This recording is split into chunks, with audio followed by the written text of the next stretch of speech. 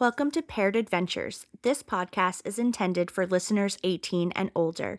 It contains discussions about the consensual adult swinger lifestyle and may include mature themes and language. Listener discretion is advised.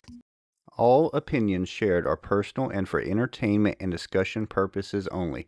This podcast does not provide professional, medical, legal, or relationship advice. All activities discussed involve consenting adults. We do not support coercion, exploitation, or illegal behavior. By listening, you confirm that you are of legal age and choose to engage with this content.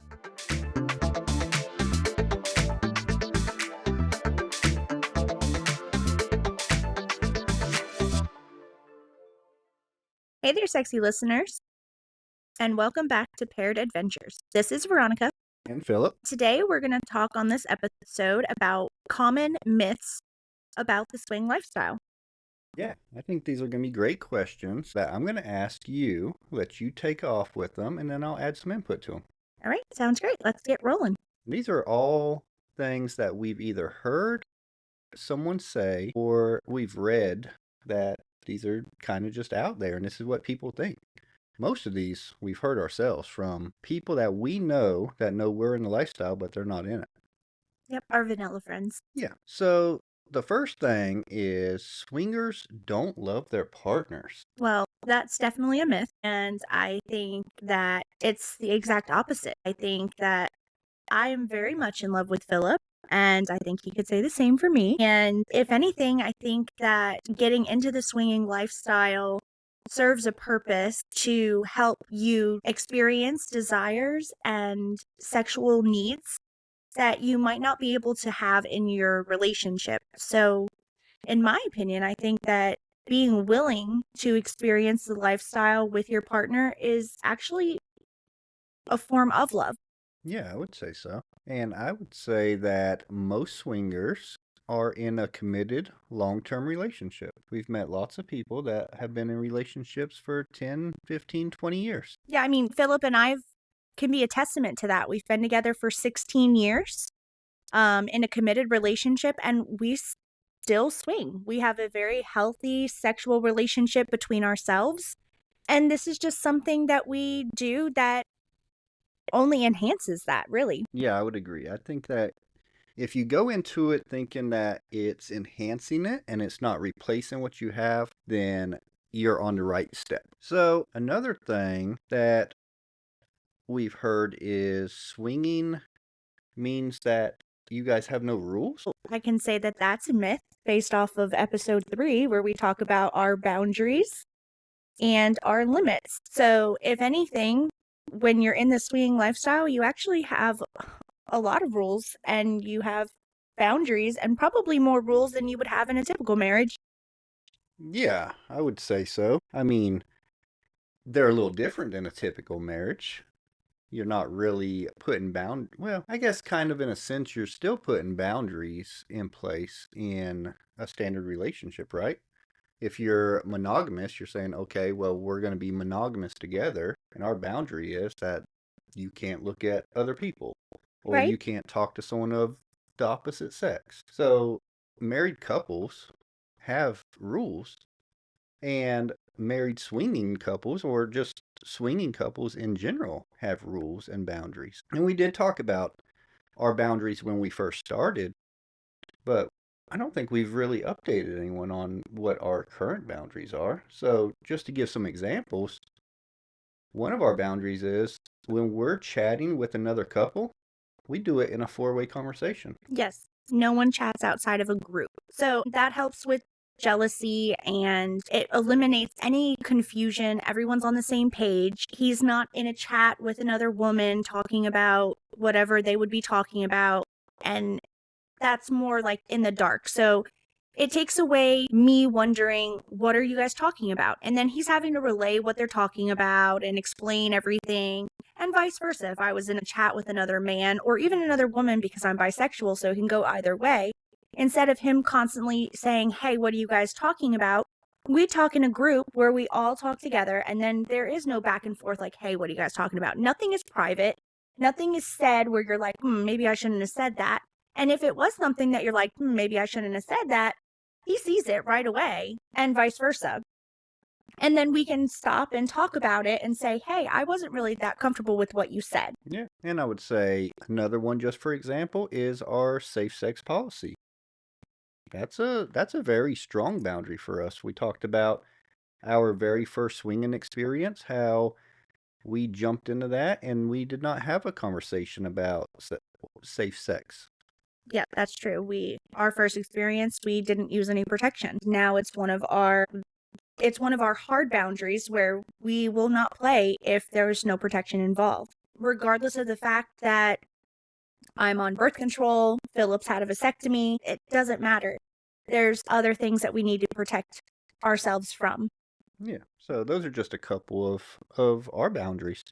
So I would say that for people who think that swinging means there's no rules, I would say you're absolutely wrong. There's actually a lot of rules, and each couple or single person gets to develop their own set of boundaries, and then they discuss that with their play partners and make sure that it's a right fit. Next question. Is everyone just constantly having sex with everyone? I don't think that everyone is constantly having sex with everyone. Are Philip and Veronica constantly having sex? Yes, absolutely. We are very active in our sex life and in our marriage. But every time that we participate in an event does not mean that we are playing with other people. No, and I think that's where a lot of newer people that get into lifestyle, they might put that pressure on themselves, thinking like, we're going to this event, and events are not cheap. Let's be real there. It costs money to go. It's a hotel. If you're going out of town, it's the cover fee. I mean, there's money involved, and some people have that kind of pressure or expectation that they have to play. We go into everything with no expectations, and if it happens and we meet someone and we build a connection and we have a great time, then great. If not, then we still got a night out. We're away from the kids, we're around like-minded adults, and it's not all about the sex. Yeah, it's kind of turned into like our date night in a way, because yes, it costs money to go to these events, but it's also, you bring your own alcohol. You usually, if you're in the lifestyle for a while, like we are, they're themed parties. We usually have outfits to wear to the theme.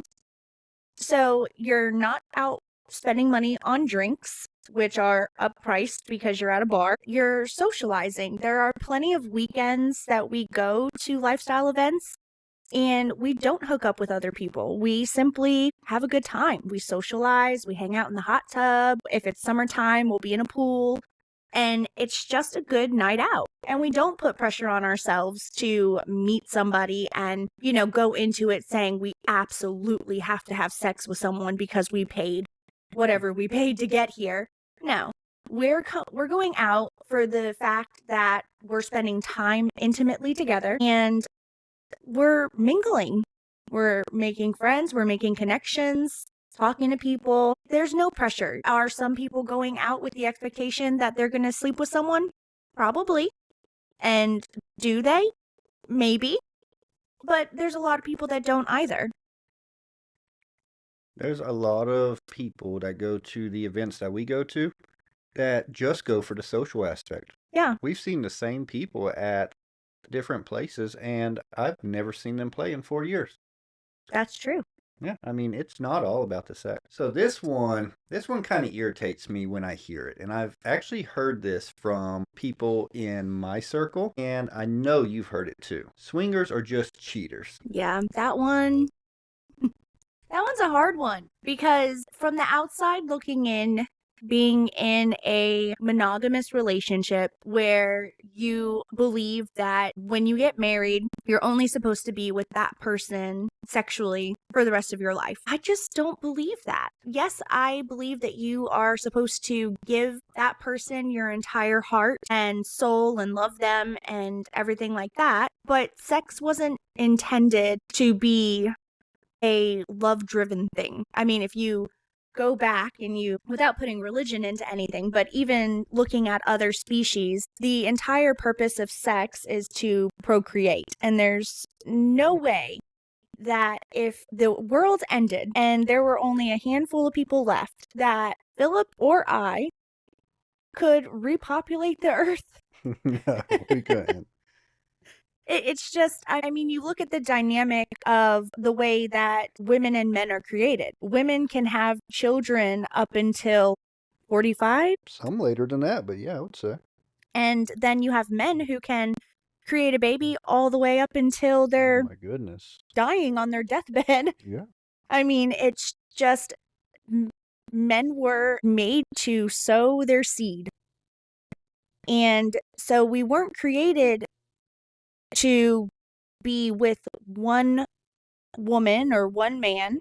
Not saying that that's what we're doing with swinging, but in the sense of saying, oh, well, you can be with only one person forever. It's just not Well, and keep in mind that that's our opinion. right. It's our opinion. And there's nothing wrong with having the opposite opinion. Right, exactly. I mean, there's a lot of people that, well, obviously, millions of people live a monogamous lifestyle their entire lives. And if that works for them, great. It worked for us for, whatever it was, 12 years. Yeah. But during that time, I mean, I felt like we still had desires that we wanted to explore. Yeah, and the other great thing about the swinging lifestyle is that it allows you to explore those desires. So for me, being bisexual, I can't fulfill that part of myself with Philip. Yeah, exactly. And, to kind of wrap up that one, cheating, the word in general, means like secrecy and breaking trust and just being dishonest. That's what I picture as cheating. Yeah. And there's different forms of cheating. There's, emotional, physical, so on. But it's that deceptiveness that makes it cheating. So for us, every person that I'm with, you're there. Yeah. And vice versa. Like, it's not cheating because we're together when we're doing it. And And I would say, even for people that they're in the lifestyle and they play separately or play alone, their partner knows. yeah, their partner has agreed to that. That's something that they're comfortable with. They're not doing it outside of the boundary that has been set. Right. So, swingers are just cheaters is a myth. I think so too. Swinging is going to just lead to jealousy and divorce. I disagree with that one. And I believe that that's a myth because I think that jealousy comes from lack of communication. Mm-hmm. I think that if you are open and honest with your communication and you're talking about it and you're going through the hard stuff, that you aren't going to be jealous because you're not in the dark. Right. And jealousy can happen. It can. I mean, it's happened to everyone, and if they tell you it hasn't, then good for them, I guess. But I would say, just like you said, it is addressed through communication. Yeah, I mean, if you're feeling some kind of way about something, then you have to talk about it. If you are jealous and you don't talk about it, you're just going to hold on to that feeling. And when you're jealous, you're looking for validation because maybe it's something that you lack. So maybe this girl has a better butt than you have, or she's skinnier than you, or bigger boobs, or the man has a bigger dick. And if that's something that makes you feel inadequate or less, and you're not talking about that, then there's no way for your partner to let you know that you have no reason to feel that way because they love you for what you have. So that's where jealousy comes from because you are feeling inadequate or less than, but you have no reason to, but you won't know that unless you talk about it. That brings us right into the next one, that you have to be young or fit or attractive to be in the lifestyle. Yeah, that's not true either.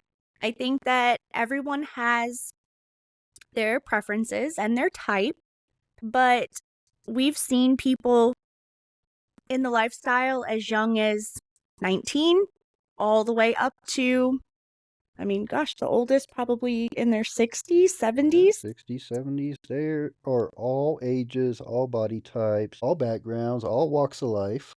And I think that that just boils down to just like life in general, not just swinging.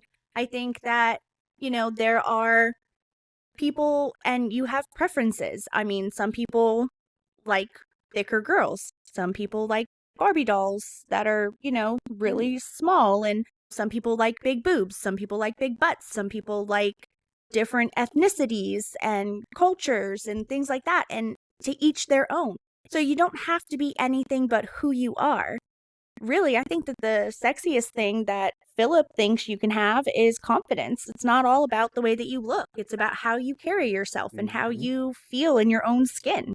Absolutely. I think confidence is very attractive and respect. One of those things that we've talked about before is just that common respect between people and asking for consent and just showing that you respect their boundaries. So, if you're confident, you're respectful, and you're clean, I think those are really the big things. You don't have to look a certain way. Yeah, I mean, we're definitely not walking around as like a bunch of tens. No. I mean, we're just normal, everyday people, and we all have our flaws. And whether that's something that you can see on the outside or if that's on the inside, it all counts. So I'm not perfect, and my body's not perfect. I've had children. Like, I'm not a supermodel by any stretch of the imagination, but I hold myself with dignity and grace, and that should be enough. If you're not attracted to me because of those things, and all you're doing is boiling me down to the size of my clothing, then you're probably not meant to be with me anyway. They're just missing out. Right. So, swinging is the same as poly. I don't think it's the same. I don't know that much about the poly lifestyle, so I can't say 100% that it's not. But from what I do know about a poly lifestyle is that you're in more of a committed relationship, An emotional relationship. emotional relationship, where like you might have, I guess, like another female that joins you and you're kind of in a relationship with that other person. With swinging, it's not necessarily like that. For some people, they might play with the same couples all the time, like designated play partners. But for me, I don't think that it's the same because, like, for what Philip and I do, we might have friendships with the people that we play with, but we don't have like an emotional connection. The emotional relationship. I think we build emotional connections. Connections, yes, like friendship, Right. but we're But not, yeah, you we're know, he's not telling someone else that he loves them. exactly. I would say that swinging focuses more on experiences together, whereas poly, well, I guess the same thing. Poly, you've got more of that emotional side. Yeah. So I think it's two separate things. It can be mixed together, Mm-hmm. but I think that there is a division between the two. Absolutely. And again, that's just our opinion with the little knowledge that we have for poly. Exactly. It's not something that we do, so I don't know a whole lot about it. We can't really speak too much on it, but if I were to say anything, that's what it would be, is that I think we focus on shared experiences together as a couple. And Polly, you add in another dynamic of like an emotional connection. And More of like a relationship. so another one that's kind of controversial here, I believe. Swingers are just out spreading STDs. Yeah, that one. I don't think that that is true at all. I think that if you are in the lifestyle and it's not something that you do just one time or, just to try it out kind of thing, I think that if you are actually somebody that calls yourself a swinger, that you're not spreading STDs because you're constantly getting checked. You are either doing that through an online source, a mail in resource where you purchase the testing that you can do at home and then mail it back. Or you're just open and honest with your healthcare provider that you have multiple partners and you're getting checked. I don't think that there are people in the lifestyle that call themselves swingers that are not getting checked. I think that if you're in the lifestyle, you're probably more educated and more cautious to those things than just people out there on these dating apps and sleeping around. Oh, yeah. I think that we're extremely vigilant for ourselves because, I mean, we have children, we have a family. Like, the last thing that we want to do is go out to have a good time and end up with something that you can't take back. So we are getting tested. I have a normal general practitioner that knows. that I'm in the lifestyle that I need to be tested regularly, probably more often than the normal person. And because I do have multiple partners and I do want to take care of my health, it's very important to me. So you have an appointment scheduled? I think it's tomorrow. Yeah, The other thing is, at least for me, I'm very cautious when I'm playing with multiple partners. I switch condoms between partners. between partners. I carry wipes in my go bag. I wipe down. If I use my fingers in one female, I do not use the same fingers in another female. You have to be very cautious of those things. It's like cross contamination with your food. It is. So if you're wearing a condom and you're trying to prevent STDs, but if I finger you and then I go finger someone else without cleaning up or using the same fingers, what was the point? Exactly. So I think that, like I said, we believe that in the swinger lifestyle, that we are more cautious and more aware of STDs than probably the general population. I think that's true. I feel more confident hooking up at a swing club with some other person than I do going to a bar and hooking up with a random person. Yeah, yeah. I would agree with you on that. So something that I've heard used a lot is, well, someone has to take one for the team at some point. So I don't see any experience as taking one for the team. Now, if we meet a couple, what are the chances that we are both equally as attracted to that couple? I mean, it can be slim, right? It can be slim. We both have different preferences. Right. We have different preferences and we have different types and different, I guess, wants as well. So for me, and the way I look at it is, regardless, I'm going to have a good time. And I'm going to do my best to make sure that whoever I'm with is having a good time as well.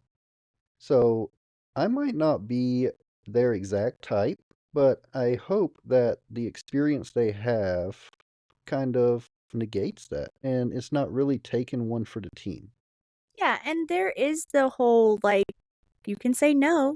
I mean, if Right. we look at a couple and we talk about it, and say Philip is like, I'm really attracted to that female, and I am not attracted to the man, you have a choice. You can say, okay, well, he's really not my type. So with us, we can say we're not going to play with either of them, or we do have the rare occasion where I'll say, well, you like her, so why don't you go and have a threesome? And while he's doing whatever he's doing, like, I might be able to find somebody who's more my type. Yeah, I don't think it's taking one for the team. I think some people might believe that concept, but I really think that every experience we get into is just that, an experience. And I think that each person does something a little bit different and it's going to be fun. As long as you make it fun, you're confident, you're respectful, and you're having a good time, it could be a good time. Someone might be extremely good at oral and you didn't expect that. Yeah, that is true. They might make you come like 12 times. I know. And you're just out there looking at them like, no. So, I mean, you just don't know. So, that's what I would say to that. Swinging replaces intimacy with your partner. Definitely not. I think it enhances it, right? I think so. And I think that it doesn't, and it shouldn't replace intimacy with your partner. I think for Philip and I, we're very sexually active in our relationship. And this swinging thing is just like, something that we do on the side. So it doesn't take away from the sex that we're having with each other at home. And every time that we go to a club that we do play with someone else, we reconnect and play with each other the same night. So it just adds to it. It's like almost like foreplay for our relationship. I think a lot of people believe that it's kind of foreplay. And it can enhance your sex life, is the way that I see it. I think so too, because it makes you have conversations about your desires and your fantasies. Yeah. Because there's a lot of things that we do in the lifestyle that we don't necessarily do in our bedroom. Right, exactly. And there's experiences that you get to have that are separate from what we do at home. So, like rope play. Yeah, rope play, bondage, Right. things like that. Like that maybe your partner is not comfortable doing Hmm. or they're not into, but it is something that you're into. Being in the lifestyle allows you the opportunity to have those experiences and do those things that you might not be comfortable doing with your partner. Not because you don't love your partner, not that you don't think that the sex that you have with your partner is fantastic, because it is, but it opens up the door to do other things that you may not do with your partner. And if you're not being intimate with each other, I think that is a time that you've got to stop and say, hey, we need to get right between us before we go out to a party or go Oh, yeah. to a social event or something else. Yeah, because if you're not being intimate with your partner in the privacy of your own home, but you're being intimate with other people, then that's going to lead to things like jealousy and feeling like you're inadequate. Right, exactly. Because then that makes you question, like, why will you sleep with so and so, but you don't want to touch me? Hmm. And if you're having those issues, then that needs to be addressed. Right. That's when you pump the brakes, you reconnect with your partner, because at the end of the day, that's the most important relationship. Exactly.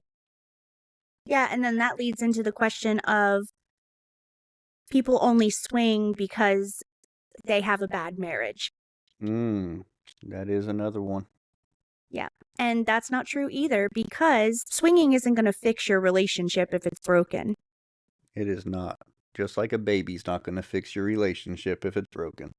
If you get into the lifestyle thinking that this is going to fix your marriage or your relationship, it's going to do the opposite. It's like putting a band-aid on a dam that Yeah. has a crack. Yeah. It is not going to hold back the water. All it's going to do is invalidate whatever the concerns and the fears that you're having. It's like when your marriage is struggling and people are like, oh, well, let's have a baby because that'll fix it. No, no, no, no. Babies don't fix marriages. If anything, it just exposes the cracks. Mm-hmm. So swinging is the same thing.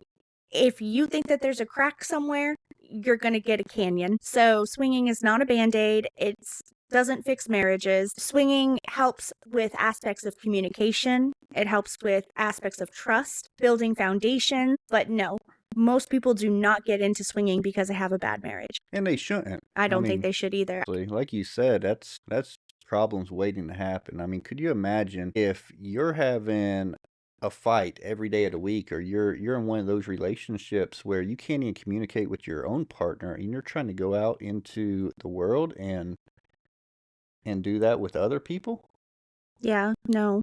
or watch your partner do something with someone else? Like, that's just waiting for issues.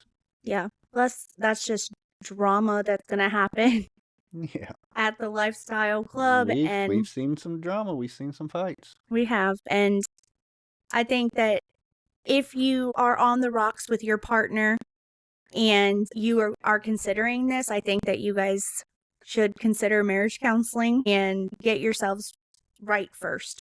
Right. Because I think the only reason that we can be in the lifestyle is because we have a solid foundation built on trust and communication.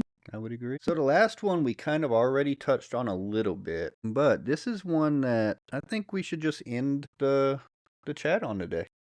If you start out with boundaries, you're stuck with those boundaries. No. Boundaries change. Our boundaries have changed through the years, and it's constantly changing. Boundaries are based off of where you're at when you're there. So the boundaries that you have when you start, you're new, you don't really know what you want, you don't really know what you're comfortable with. And as you have experiences and you kind of get into it, you might realize, well, what I wanted 2 years ago is not what I want now. And so it's constantly changing. Mm-hmm.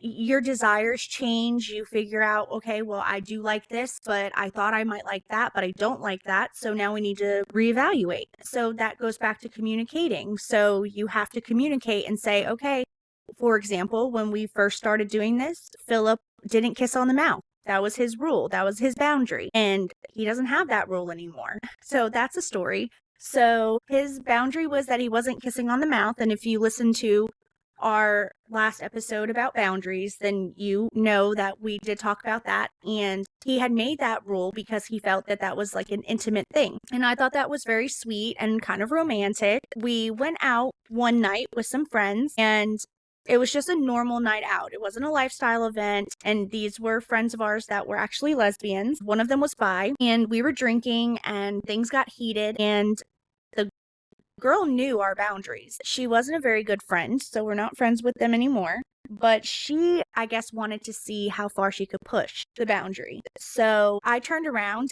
and the next thing that I knew, Philip was making out with this girl. And I was like, what in the world? But I was drinking, and so I didn't say anything. But the next day, I questioned him, and I was like, what in the world? And he honestly didn't even remember that it had happened because, again, we were out at a bar. We were drinking pretty heavily that night. So then I told him, and he's like, well, she kissed me before I even realized what was happening. So we had to stop and we had to have a conversation about that because it got into my head because I was like, wait, you said you weren't kissing on the mouth because you thought that it was intimate and something that you only wanted to share with me. And so my feelings were hurt because I was like, well, wow, that was so romantic and like, what the hell? So we had to have a conversation about that. He was like, I apologized. He took my feelings into consideration and he's like, you're right. I did say that. It should not have happened. And I'm sorry that I hurt you. He crossed a boundary. He didn't intentionally do it. I mean, she kind of did it for him, but he was a participant. And so we had to have that conversation like, okay, I'm hurt by this. You had a boundary and you crossed it. And so we need to talk about it. And now we talked about it, we hashed it out, and everything was fine. But now, as we've been in the lifestyle longer, he does kiss on the mouth because to me, I don't think that it's an intimate thing. I think for me, kissing on the mouth with him is intimate, yes. But like in the setting of a play experience, like I think that it enhances the experience. Like it's just something that happens.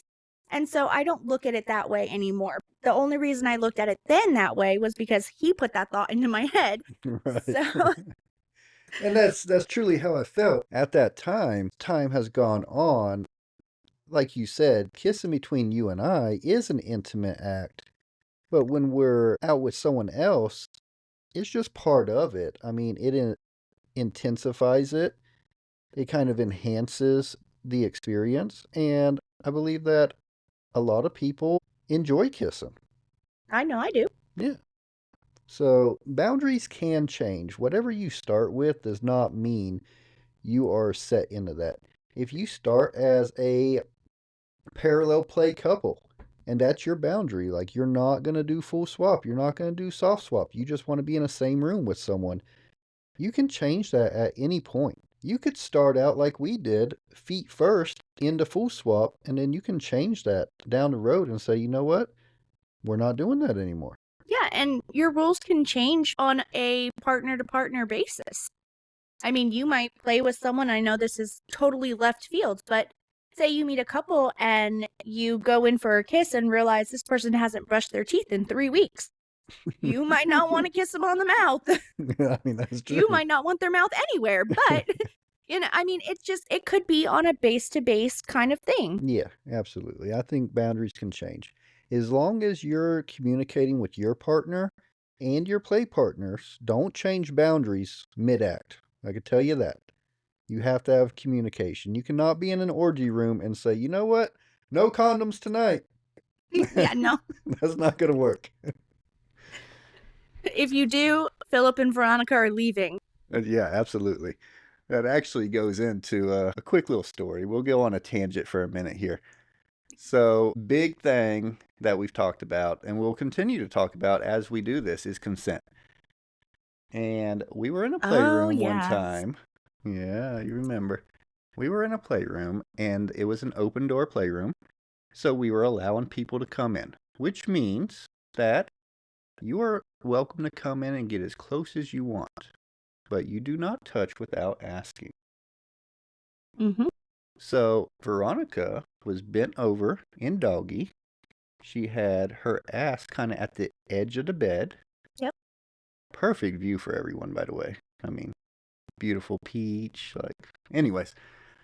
I was reminiscing there. And I'm in front of her, and she's giving me a blowjob. So I see a gentleman enter the room by himself, and he proceeds to drop trowel and think that he's just going to enter my wife. Raw dog at Raw that. dog.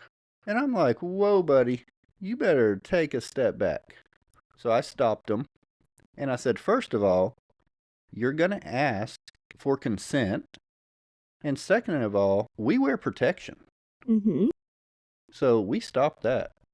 Yep. And, I hope that goes out to someone who might be in the same situation at some point. Speak up. Yeah, you are always allowed to say no. So if anybody believes that if you're in the swinger lifestyle, that means that you have to do something or you have no say in what's done to you, that is absolutely 100% wrong. You always have a say. It is your body. What is happening to you is your choice. Whether you are a female in the situation or a man, you have the right to say no, that you are not comfortable with something, that you do not want something, that you're not interested. And even if it's for something very minor, it is okay.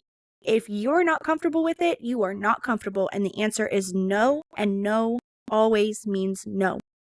Absolutely. And I'll tell you, security is top notch at Any club that you go to. any club you go to. So if there's anyone that's not following the rules, you let security know. You let one of your friends know. You let your husband or wife know. And I'm sure someone there is going to handle that situation. So, speak up. And remember that consent might be given, but it can also be taken away. Absolutely. So just because you said yes at some point does not mean you cannot say no at some point. So with that, I think we've had a great conversation, good dialogue here, and we're going to wrap it up. Yeah. And if you guys have any questions that you have heard or that you're just curious about, feel free to leave a comment. You can also follow us on Instagram at Paired Adventures. We look forward to hearing from you. So stay curious, stay connected, and keep the adventures paired. see you next time. Bye.